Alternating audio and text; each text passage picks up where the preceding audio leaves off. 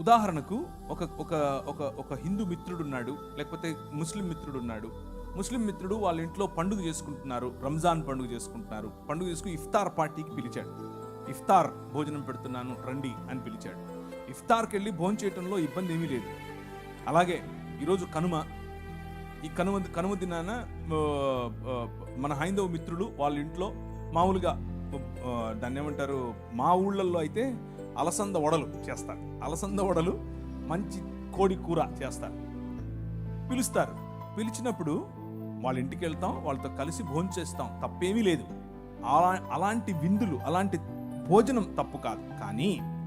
కానీ ఇక్కడే కొంచెం జాగ్రత్త వహించాలి. ఏంటంటే, మేము మీ ఇంటికి వచ్చినప్పుడు మీరు కేక్ పెడితే తిన్నారు, మేము మీ ఇంటికి వస్తాం, మీరు భోజనం పెడితే తింటాం, అంతవరకు ఓకే. కానీ మీరు కేక్ పెడితే మేము తిన్నాం, మేము ప్రసాదం పెడితే మీరు తినండి అంటే ప్రాబ్లం. ఏంటా ప్రాబ్లం? కేక్ మనం ఏది ప్రసాదంగా పంచం. ఎప్పుడు ఎవరైనా పంచుతున్నారు మీరు? మనమేం పంచం. మన దగ్గర ప్రసాదాలు లేవు. మనం ప్రసాదాల బ్యాచ్ కానే కాదు. మనం ఒక బల్ల పెడతాం, ఆ బల్ల క్రీస్తు శరీరం, అది ప్రసాదం కాదు. అది వచ్చి తింటే రోగాలు పోతాయి, అది వచ్చి తింటే దేవుడు బ్లెస్సింగ్స్ ఇస్తాడు, ఇలాంటి ఏం లేవు మనకి.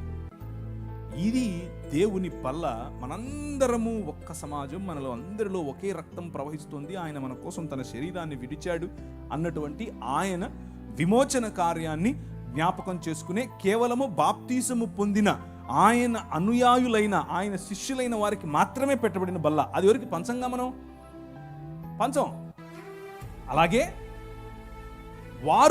వారి దేవీ దేవతలకు అర్పించిన వాటిని తీసుకోవు కూడా. మనం పంచము, వారిస్తే తీసుకో.